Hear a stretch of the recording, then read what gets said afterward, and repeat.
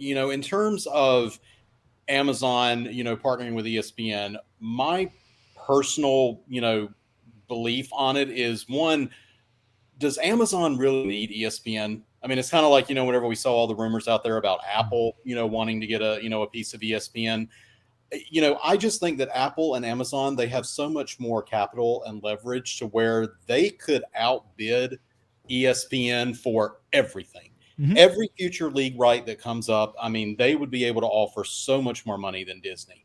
So, but we talked, what we talked about earlier is, maybe if there are discussions going on with Amazon, maybe they're wanting to get ahead of maybe getting access to college football, all of the college rights, the SEC, the ACC, et cetera. Um, maybe that's kind of what they're looking at. I mean, I see this basically as a move where Disney is, they they basically want Amazon to deal with all of the infrastructure on the back end. You manage ESPN Plus, you manage all of our streaming. We'll step away, but we'll still manage all of the advertising. Hmm. We'll manage everything, from the revenue generating perspective. But I just, until I learn more about what they intend to do with this partnership, it just doesn't make sense to me at all why Amazon would even want to entertain this, because they could do all of this on their own if they wanted to. You think there's Anybody? value in the ESPN brand recognition? KMG, is that perhaps what they're thinking? I'm struggling to come up with the reason as well. I I mean, yeah, I mean there's brand recognition, but I can tell you that, ESPN's brand favorability score is definitely not as high now as it was 10, 15 years ago. Well, Um, that's true. But I know one of the things we talked about earlier was obviously because people were making jokes about like Stephen A. Smith. I'm like, yeah, yeah, nobody watches ESPN midday unless you're in a restaurant for lunch during business hours and they've got ESPN on every TV set. Let's be yeah, honest. Nobody cares about Stephen A. Smith or what he says. The guy's an idiot. But where ESPN's brand power is, I think, is in their broadcast team that they have for live sports. NBA, NFL, SEC football, things like this. And especially with college football, because obviously ESPN is very tied into that. That's not going to be detached from ESPN very easily. And the SEC, of course, is the biggest, most robust, the most wild audience in all of college sports. That's the one that everybody wants because yeah, everybody watches it. The viewership is off the scale. Yeah, I'm sure yeah. you I know mean, this. those contracts were recently signed, I think, like last year.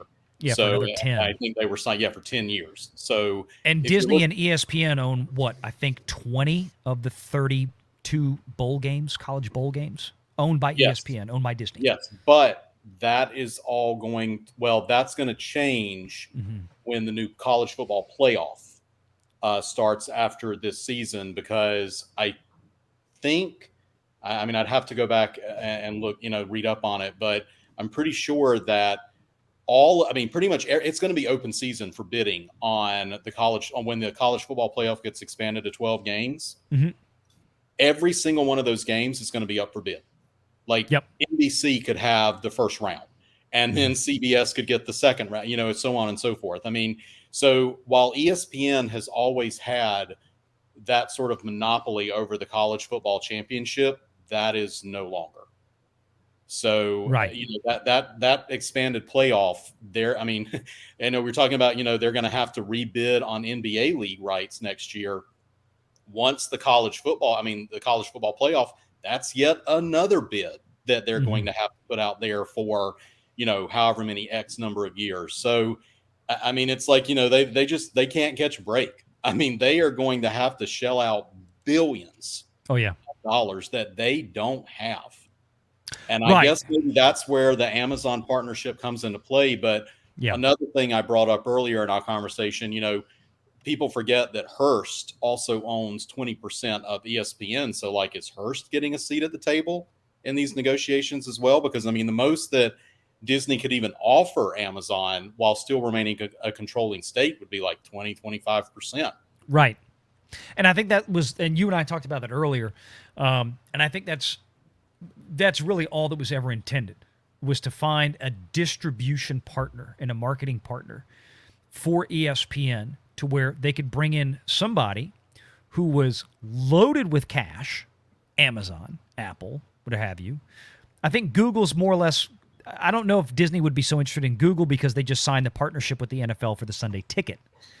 So that creates kind of a bit of a conflict or a conflict there between those two. I think Amazon's a better fit. And I think for Amazon, having that ESPN brand, ESPN now featured on Amazon kind of thing, to where they have a stake. They have a distribution channel, which they're already using now for Thursday Night Football Live and for other sporting events they're trying to bring in. And like you and I talked about, even for Amazon, the advantage is if we could get access to a handful of, like, think of CBS right now, Grits, like the SEC on CBS, where CBS gets to pick one headline game every weekend in the SEC, the biggest conference in college football in terms of viewership, and they get to pick that and put it on. ESPN gets all the rest. So if Amazon could have something like that to where you're watching it on Amazon, and all of a sudden, while you're watching the game, the commercials are running, and you can literally click on your iPad, oh, I want that product, buy it now off of Amazon. I think that's the power that Amazon is looking for, is to have that turnkey, like, here's all the commentators you already know for college sports, for professional sports. They're all right here. The ESPN brand that everybody's familiar with, we're not changing anything. We're just offering a new delivery system for it. And particularly with this NBA contract, if it renews next year, then I would suspect that while contracts with cable providers right now might stipulate that, well, you can only broadcast ESPN exclusively through the cable provider, through the linear contract, right? But if Disney signs a new contract with the NBA next year, Grits, what if they write something in there that now that this NBA contract, or at least a portion of these NBA games, will not be broadcast through a linear delivery system? So just real quick on this, like I said, Grits, I think that what's going to be interesting to see is that if Amazon can leverage Disney and vice versa, one needs a big, fat, cash-rich partner. One needs somebody who's already got the turnkey operation ready to go. And I think it's going to be interesting to see how this contract is structured if Disney goes back in, which I suspect that they will. And you also mentioned earlier, Grits, that your suspicion was that you didn't think that Warner was going to play ball this time with the NBA. Do you want to talk about some of that? Yeah, I mean, it was leaked out in the press. There was a lot of speculation that, high up executives at Warner said, we're not going to rebid. But then that's huge because they've got half the NBA contract. Right. And then there was another article that was released. I want to say these were all in the trades, like Adweek, Ad Age, etc. Then somebody was quoted from Warner as saying, like we're still going to discuss, our league rights with the NBA because they have first right of refusal, which I think the first right of refusal goes to April of 2024. So basically, Warner, so Warner and Disney, right around the same time the Hulu deal might close. This is what's going to get interesting. Well, exactly, and I mean that's a lot of pressure on Disney at one time, right? And I mean, there was that super chat earlier talking about, well, can this help fund the Hulu acquisition? And I'm like, well, that all depends on what the arbitration determines Hulu is worth. That's it. I mean, if Hulu is going to be valued in the 20 billions or more, that's going to be pretty difficult for. It's hard not to imagine that too now, KMG. Really hard to imagine that it's not going to land somewhere in the 21, 22 range. And that's what they're pushing for. That's what Comcast is pushing for. But I mean, an independent business valuation analyst is going to have to come in there, or a whole team of them will. Probably it can't be Price Waterhouse because that's Disney's auditor. And I don't know who Comcast's auditor is. Hopefully that's also Price Waterhouse, so they can go out and find another big firm to do it, because you start eliminating a lot. I mean, there's only so many huge accounting firms that can do something like this. And if you've already eliminated two of them as auditors for these two Fortune 500 companies of conflict of interest, then it's going to become a bitch. This is what it is. Yeah. And you know what, Pro, you may have mentioned it on one of your earlier shows, or maybe you mentioned, tweeted it. If it was right, I'm taking credit for it. Go ahead. Yes, you have full credit for this. There you go. But I think, I'm going to be interested to see how, if, let's say, this Amazon partnership is a real thing, how this plays out with Hulu in terms of cannibalization, because there's ESPN content that now streams on Hulu, some exclusive ESPN content. So, what's the balance here, especially if Disney is planning on just getting rid of the Hulu app and migrating that over to Disney Plus? Well, I think that eventually that's the plan. I mean, we're Yeah. talking 4 or 5 years down the road, but yeah, I think it's just a blade at some point. Yeah. Well, that's just it. And we were talking earlier, Grits and I on the member show about what that continuity would look like once they actually merge down these streaming services. Right? You'd have a singular login, and you'd have 3 tiles. You'd have ESPN, Disney Plus, and Hulu over here. You pick where you want to go. Again, this is speculative based on what Disney has been guiding towards, what they're trying to do with merging these streaming services. So I think it's going to be fascinating to see how they actually were able to flesh this out. But all of this coming at one time with Hulu, with now Amazon.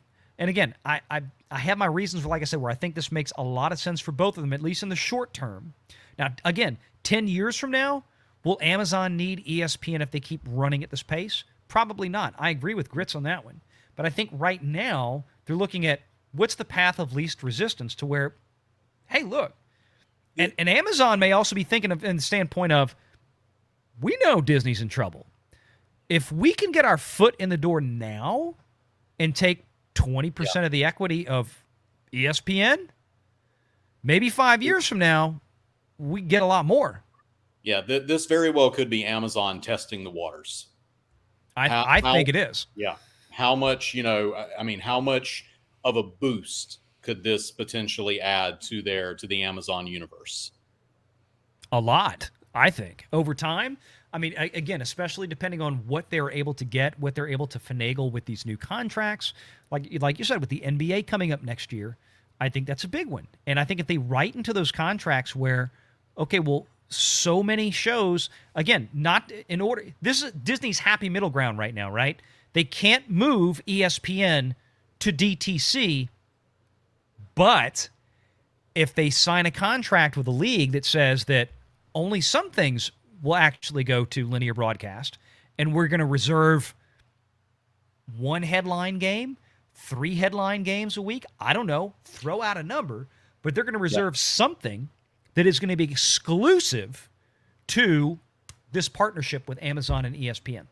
Right, like basically MDA Christmas Day. Which yes, is huge. You get the whole ESPN headline A-team sportscasters that they use for NBA games now that everybody knows, but they're going to be doing them as ESPN distributed on Amazon. Yeah. And don't forget that we're in an arms race when it comes to virtual reality, with companies like Apple very interested in finding a way to broadcast live sports events from the vantage point that only virtual reality can provide. So this is playing into it, as well as we're looking at new media formats available to the public in the next 5, 6, 7 years, perhaps sooner, but companies definitely interested in vying for positioning with that. Yeah. And that's also one more thing. And that is with a partnership of ESPN, Amazon gets access to something that Apple doesn't have, and that is a model for live broadcast, which is what is being the streaming services are slowly transitioning to incorporate into their platform. Is basically the option for live television, essentially on a streaming platform. Amazon being able to have access to ESPN, understanding that infrastructure, understanding the ratings, how that works in. They can use that to apply for other things outside of sports that they want to do live for their own streaming service and platform. Netflix has already started experimenting with it. We already know Comcast with Peacock is doing that, and there's a likelihood that Max is going to be exploring that as well. Disney is clearly going to be doing that also, since Hulu already had essentially some exclusives that were done live on their streaming platform. So Amazon learning that infrastructure, that model, and seeing how that interacts with a live audience for sports can definitely allow them to explore that outside of the sports field as well. And that will give them a huge advantage. So they're able to probably get more out of a contract value of that, aside from just the regular business equity. they can actually build that up and be like, hey, maybe we don't even need ESPN. We understand the model enough. Let's do Amazon Sports, do our own contracts, and then you've got, everything else that's on Prime Live. Like that would be probably one of the things they'll brand it as is you've got Prime, now you've got Prime Live. So you go on there and you can channel surf or what have you, everything that's live streaming up, and then go into your archive to see the stuff that you missed.